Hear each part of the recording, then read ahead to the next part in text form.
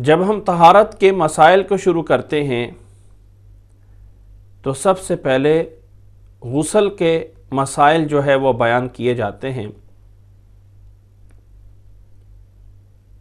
اور غسل کے مسائل میں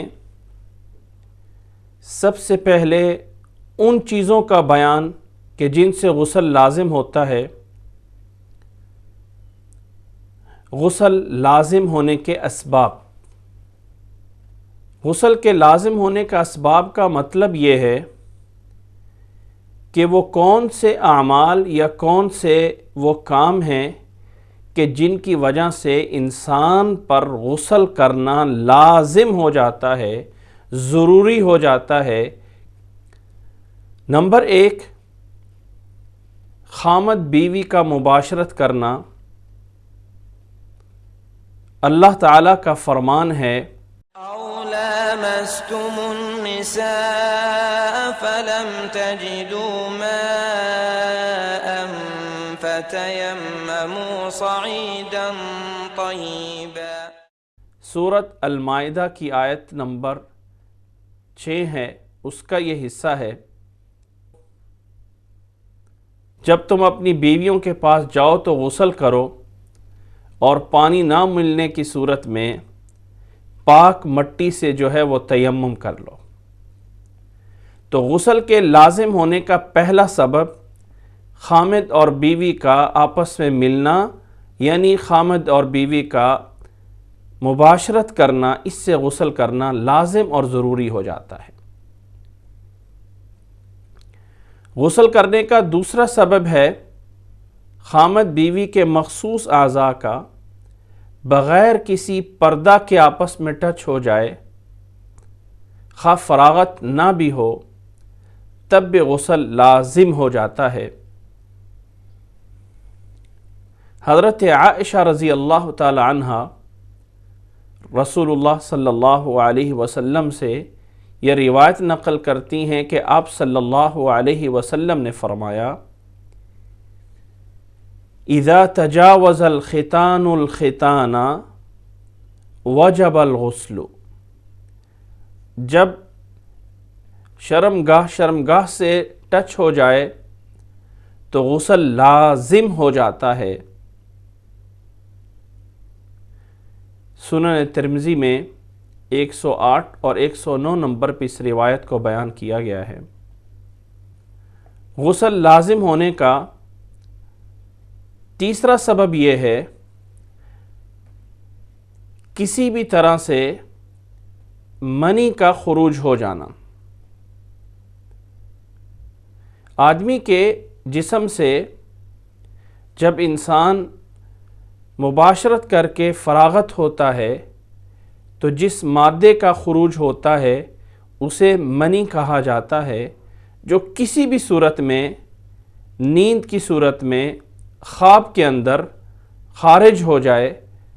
تو غسل کرنا جو ہے وہ لازم ہو جاتا ہے۔ حضرت ابو سعید خدری رضی اللہ تعالی عنہ رسول اللہ صلی اللہ علیہ وسلم کا یہ فرمان نقل کرتے ہیں کہ آپ صلی اللہ علیہ وسلم نے فرمایا، انما الماء من الماء، کہ انسان کے منی کے خارج ہونے سے غسل کرنا جو ہے وہ لازم ہو جاتا ہے۔ اس حدیث کو امام مسلم رحمہ اللہ نے بیان فرمایا ہے، اور یہ والا سبب مرد کے ساتھ بھی ہو سکتا ہے اور عورت کے ساتھ بھی ہو سکتا ہے۔ کسی بھی صورت میں انسان کا وہ منی کا پانی خارج ہو جائے، خواہ مرد کے لیے ظاہری طور پہ ہو سکتا ہے اور عورت کو باطنی طور پہ اس کا احساس ہو سکتا ہے، تو اس سے غسل کرنا جو ہے وہ لازم اور ضروری ہو جاتا ہے۔ انسان اگر کوئی خواب دیکھ لے اور خواب کے اندر اسے جو ہے وہ محسوس ہو کہ جیسے اس کو فراغت ہوئی ہے، لیکن جاگنے پر کوئی چیز محسوس نہ کرے، تو اس سے غسل لازم نہیں ہوتا ہے۔ لازم ہے کہ انسان کے جسم سے کسی بھی صورت میں منی کا خروج ہو تو تب جا کے غسل لازم ہوتا ہے۔ چوتھا سبب ہے غسل کے لازم ہونے کا عورت کے حیض و نفاس کے ختم ہونے پر حضرت عائشہ رضی اللہ تعالی عنہ بیان فرماتی ہیں کہ رسول اللہ صلی اللہ علیہ وسلم نے حضرت فاطمہ بنت جحش رضی اللہ تعالی عنہ سے فرمایا تھا اذا اقبلت الحیضۃ فدع الصلاۃ واذا ادبرت فاغتسلی وصلی، متفق علیہ۔ یہ روایت بخاری اور مسلم میں موجود ہے کہ جب تمہارے مخصوص دن شروع ہو جائیں تو نماز کو چھوڑ دو، اور جب مخصوص دن پورے ہو جائیں تو غسل کریں اور نماز کو ادا کریں۔ اور حیض اور نفاس کا دونوں کا سیم ہی حکم ہے۔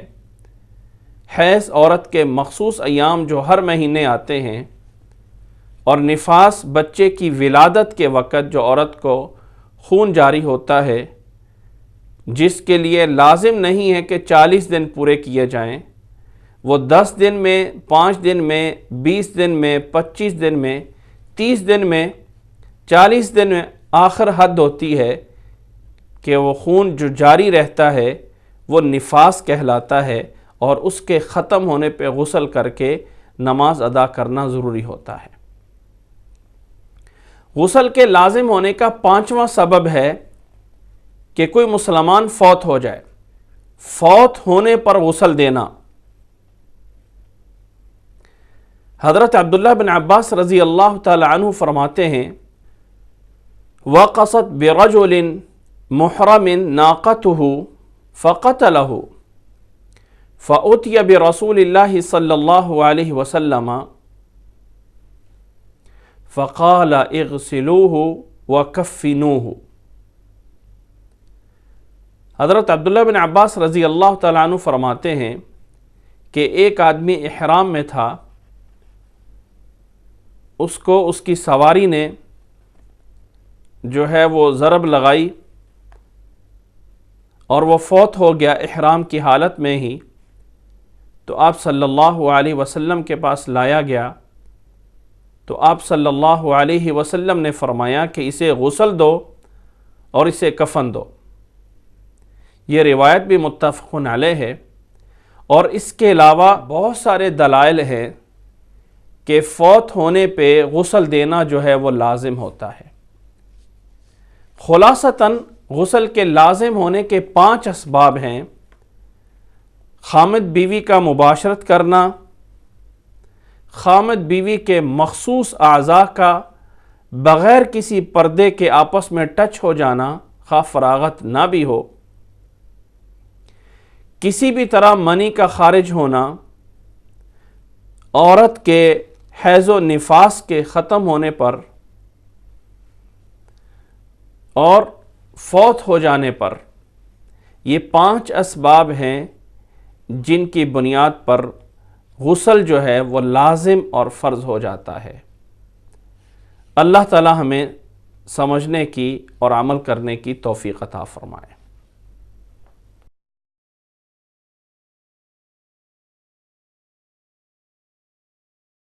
غسل کرنے کا طریقہ، اللہ کے نبی صلی اللہ علیہ وسلم سے غسل کرنے کے طریقے کے سلسلے میں حضرت عائشہ اور حضرت میمونہ رضی اللہ تعالی عنہما کی روایات، جسے امام بخاری رحمہ اللہ نے اور امام مسلم رحمہ اللہ نے بیان فرمایا ہے، وہ بنیادی حیثیت رکھتی ہیں۔ ان روایات کا خلاصہ یہ ہے کہ سب سے پہلے نیت کی جائے گی، طہارت کی نیت کرنا۔ اللہ کے نبی صلی اللہ علیہ وسلم نے فرمایا ہے انما الاعمال بالنیات، کہ اعمال کا دار و مدار نیت پر ہے۔ اس حدیث کو امام بخاری رحمہ اللہ نے سب سے پہلے نمبر پہ بیان فرمایا ہے، اور نیت دل کے ارادے کا نام ہے۔ زبان سے کوئی الفاظ جو ہے وہ نہیں ادا کیے جاتے، صرف اور صرف سوچنا کہ میں پاکیزگی حاصل کرنے کے لیے غسل کر رہا ہوں یا کر رہی ہوں، یہی جو ہے وہ نیت کرنا ہوتا ہے۔ نیت کرنے کے بعد دوسرے نمبر پہ دونوں ہاتھوں کو 2 بار یا 3 بار دھونا، جیسے کہ حضرت عائشہ رضی اللہ تعالی عنہ کی روایت میں اذا اغتسل من الجنابہ غسل یدیہ، اور حضرت میمونہ رضی اللہ تعالی عنہ کی روایت میں فَأَكْفَأَ بِيَمِينِهِ عَلَى شِمَالِهِ مَرَّتَيْنِ أَوْ ثَلَاثًا، کہ اللہ کے نبی صلی اللہ علیہ وسلم نے دائیں ہاتھ سے برتن کو انڈیل کر بائیں ہاتھ پر پانی ڈالا اور دونوں ہاتھوں کو 2 یا 3 بار جو ہے وہ دھویا۔ اس کے بعد دوسرے نمبر پہ ہاتھ دھونے کے بعد جسم سے لگی ہوئی کوئی ظاہری نجاست ہو تو اس کو دھونا، اور شرمگاہ کے حصے کو دھونا، یعنی اچھی طرح استنجا کرنا۔ اللہ کے نبی صلی اللہ علیہ وسلم سے حضرت میمونہ رضی اللہ تعالی عنہ کی روایت میں یہ الفاظ موجود ہیں ثم غسل فرجہ، کہ اللہ کے نبی صلی اللہ علیہ وسلم نے دونوں ہاتھ دھونے کے بعد پھر اپنی شرمگاہ کے حصے کو جو ہے وہ دھویا۔ اس کے بعد چوتھے نمبر پہ استنجا وغیرہ کرنے کے بعد دونوں ہاتھوں کو صابن وغیرہ سے دھو کر نماز کی طرح وضو کرنا، کہ ہاتھ دھونے کے بعد کولی کرنا، ناک میں پانی ڈالنا اور چہرے کو دھونا اور کوہنیوں سمیت دونوں بازوؤں کو دھونا، جیسے کہ حضرت عائشہ رضی اللہ تعالیٰ عنہ کی روایت میں یہ الفاظ موجود ہیں وَتَوَضَّأَ وُضُوءَهُ لِلصَّلَاةِ، اور حضرت میمونہ رضی اللہ تعالیٰ عنہ کی روایت میں یہ الفاظ موجود ہیں ثُمَّ ضَرَبَ بِيَدِهِ الْأَرْضَ أَوِ الْحَائِطِ مَرَّتَيْنِ أَوْ ثَلَاثًا ثُمَّ مَضْمَضَ وَاسْتَنشَقَ وَغَسَلَ وَجْهَهُ وَذِرَاعَيْهِ، کہ اللہ کے نبی صلی اللہ علیہ وسلم نے استنجا کرنے کے بعد پھر آپ صلی اللہ علیہ وسلم نے وضو کیا، جس طرح کہ نماز کے لیے وضو کیا جاتا ہے۔ دونوں ہاتھوں کو دوبارہ اچھی طرح دیوار سے مار کر مٹی وغیرہ سے یا آج کل صابن وغیرہ سے جو ہے وہ دھویا، اور پھر اس کے بعد کولی کی، ناک میں پانی ڈالا، چہرے کو دھویا اور دونوں بازوؤں کو کوہنیوں سمیت جو ہے وہ دھویا۔ اس کے بعد 5ویں نمبر پہ سر کے مسح کی بجائے دونوں ہاتھوں سے پانی لے کر سر کی دائیں سائڈ پہ اور پھر بائیں سائڈ پر ڈالنا اور اچھی طرح خلال کرنا، اچھی طرح ملنا، یہاں تک کہ پانی بالوں کی جڑوں تک جو ہے وہ پہنچ جائے۔ حضرت عائشہ رضی اللہ تعالیٰ عنہ فرماتی ہیں ثم يخلل بيده شعره حتى اذا ظن انه قد اروى بشرته افاض علیہ الماء ثلاثا، اور حضرت میمونہ رضی اللہ تعالیٰ عنہ کی روایت میں الفاظ موجود ہیں ثم افاض علی رأسہ الماء، کہ اللہ کے نبی صلی اللہ علیہ وسلم اپنے سر پہ پانی ڈال کے اچھی طرح جو ہے وہ ملتے ہلاتے، یہاں تک پانی جو ہے وہ سر کے بالوں کی جڑوں تک جو ہے وہ پہنچ جاتا۔ اس کے بعد سر پر پانی ڈالنے کے بعد پورے جسم پر پانی ڈالنا، پہلے دائیں طرف اور پھر بائیں طرف، کہ پورے جسم پر جو ہے وہ پانی پہنچ جائے اور کوئی جگہ بھی جو ہے وہ خالی نہ رہے۔ حضرت عائشہ رضی اللہ تعالی عنہ کی روایت میں الفاظ موجود ہیں ثم غسل سائر جسدہ، اور حضرت میمونہ رضی اللہ تعالی عنہ کی روایت میں بھی الفاظ موجود ہیں ثم غسل جسدہ، کہ اللہ کے نبی صلی اللہ علیہ وسلم نے اس کے بعد پورے جسم پر جو ہے وہ پانی بہا لیا، اور اس کے بعد آخر میں دونوں پاؤں کا دھو لینا۔ اور حضرت میمونہ رضی اللہ تعالی عنہ کی روایت میں بھی الفاظ موجود ہیں ثم غسل رجلیہ۔ خلاصتاً یہ ہے کہ سب سے پہلے دونوں ہاتھوں کا دھونا اور پھر جسم سے لگی ہوئی ظاہری نجاست کو دھونا، اور اس کے بعد دوبارہ دونوں ہاتھوں کو صابن وغیرہ سے دھو کر وضو کرنا، جب مسح کی باری آئے تو اچھی طرح سر پہ پانی ڈال لینا اور پھر پورے جسم پہ پانی بہانا، پہلے دائیں سائڈ پہ اور پھر بائیں سائڈ پہ، اور آخر میں دونوں پاؤں کو دھو لینا۔ یہ ہے اللہ کے نبی صلی اللہ علیہ وسلم سے غسل کرنے کا طریقہ۔ اللہ سے دعا ہے کہ اللہ ہمیں اسے سمجھنے کی اور عمل کرنے کی توفیق عطا فرمائے۔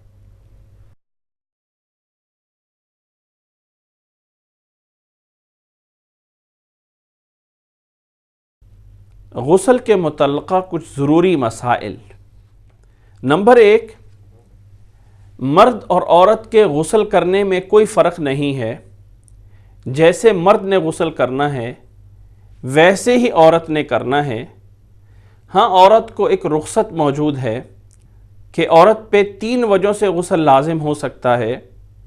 نمبر 1، جنابت کی وجہ سے، یعنی خامد بیوی کے ملنے کی وجہ سے۔ نمبر 2، حیض ہر مہینے کی ماہواری کی وجہ سے۔ اور نمبر 3، نفاس یعنی بچے کی ولادت کی وجہ سے۔ یہ جو 3 وجوہات ہیں جن کی وجہ سے عورت نے غسل کرنا ہوتا ہے، تو ایک وجہ جو جنابت کا غسل ہے اس میں عورت اگر سر کے بالوں کو نہ بھی کھولے لیکن پانی اچھی طرح سر پہ ڈال دے اور بالوں کو خوب ہلایا جائے کہ بالوں کی جڑوں تک جو ہے وہ پانی پہنچ جائے، تو یہ عورت کو رخصت اور اجازت جو ہے وہ موجود ہے۔ لیکن غسل حیض کی صورت میں یا غسل نفاس کی صورت میں عورت کو بال کھول کے اچھی طرح نہانا اور غسل کرنا جو ہے وہ ضروری ہے۔ حضرت ام سلمہ رضی اللہ تعالی عنہ بیان فرماتی ہیں، قلت یا رسول اللہ انی امرأۃ اشد ظفر رأسی افانقذہ لغسل الجنابہ قال انما یکفیک ان تحثی علی رأسک 3 حثیات ثم تفیضین علیہ الماء فتطہرین۔ اس روایت کو امام مسلم رحمہ اللہ نے بیان فرمایا ہے۔ دوسرا مسئلہ غسل کے ضروری مسائل میں یہ مسئلہ بھی جاننا ضروری ہے کہ غسل کے دوران جب وضو کر لیا جاتا ہے تو غسل کے بعد الگ سے نماز پڑھنے کے لیے وضو کرنے کی ضرورت نہیں ہوتی ہے۔ حضرت عائشہ رضی اللہ تعالی عنہ فرماتی ہیں، کان النبی صلی اللہ علیہ وسلم لا یتوضأ بعد الغسل۔ سنن ترمذی میں 107 نمبر پہ اس حدیث کو بیان کیا گیا ہے۔ اس مسئلے میں تھوڑی سی تفصیل ہے جس کا جاننا ضروری ہے کہ وضو کے ٹوٹنے کے اسباب میں ایک سبب یہ بھی ہے کہ جسے حضرت بصرہ بنت صفوان رضی اللہ تعالی عنہ نے بیان فرمایا ہے۔ یہ روایت سنن دارقطنی میں موجود ہے، صحیح روایت ہے کہ رسول اللہ صلی اللہ علیہ وسلم نے فرمایا، من مس ذکرہ فلیتوضأ، جو انسان اپنی شرمگاہ کو چھو لیتا ہے، ہاتھ لگا لیتا ہے، اس کا جو وضو جو ہے وہ ٹوٹ گیا، اسے وضو دوبارہ کرنا ہوتا ہے۔ اب غسل میں شروع میں ہاتھ دھونے کے بعد استنجا وغیرہ اچھی طرح کر لیا جاتا ہے اور پھر وضو کیا جاتا ہے نماز کے وضو کی طرح، اور اس کے بعد باقی جسم پہ پانی بہایا جاتا ہے۔ تو اگر وضو کرنے کے بعد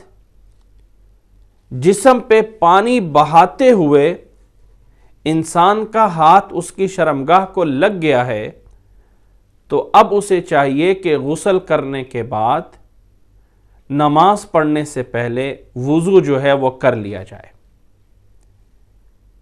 لیکن اگر اس نے غسل کے دوران جو وضو کیا ہے اچھی طرح،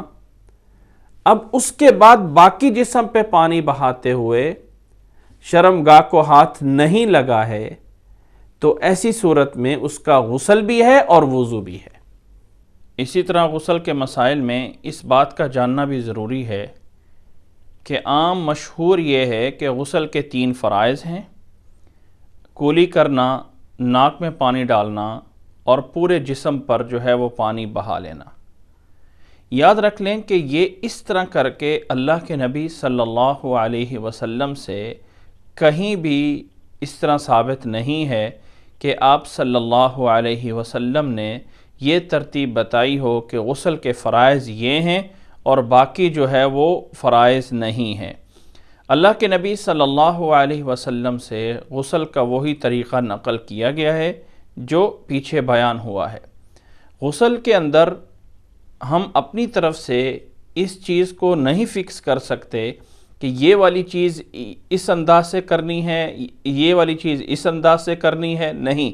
اصل یہ ہے کہ جو اللہ کے نبی صلی اللہ علیہ وسلم نے کام کر کے دکھایا ہے اس کا کرنا ہے،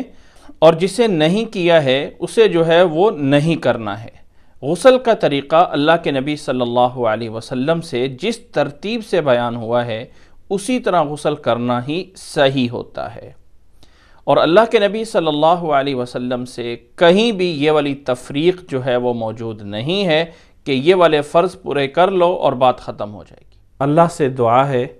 کہ اللہ تعالی ہمیں سمجھنے اور عمل کرنے کی توفیق عطا فرمائے۔